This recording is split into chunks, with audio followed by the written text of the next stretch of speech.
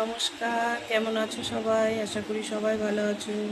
আমি দেবশ্রী, সবাইকে আমার শর্টস ভিডিওতে স্বাগত জানাই। এই দেখো, ওটা কালকে সকালবেলা আমি কি রান্না হয়েছে তাই দেখছিলাম। আমরা চাটনি দেখে আমার খুব লোভ লাগছিল, কিন্তু আমার কপালে ওই সব সবজি দিয়ে ডালি আছে। আর এটা আলু দিয়ে আর মৌরালা মাছ দিয়ে পোস্ত হচ্ছে। ইতি বাজার গিয়ে কি বাজার এনেছে হাত মুখ নেড়ে নেড়ে আমাকে বলছে। তারপরে আমি বালিশের ওয়ারগুলো একটু করিয়ে নিচ্ছিলাম। আর বাইরে জামা কাপড় মেলা ছিল, সেগুলো সব তুলে ফেললাম, করে কাঁধে নিয়ে চলে এলাম। আমার গাছের ফুলগুলো দেখো কত ব্যাপারে সাদা ফটফট করছে। একবারে পাহাড় সমেত জামা কাপড় নিয়ে ঘরে চলে এলাম। তারপরে এটা দুপুরের দিকে গীতাদি বাসন মাজতে এলো।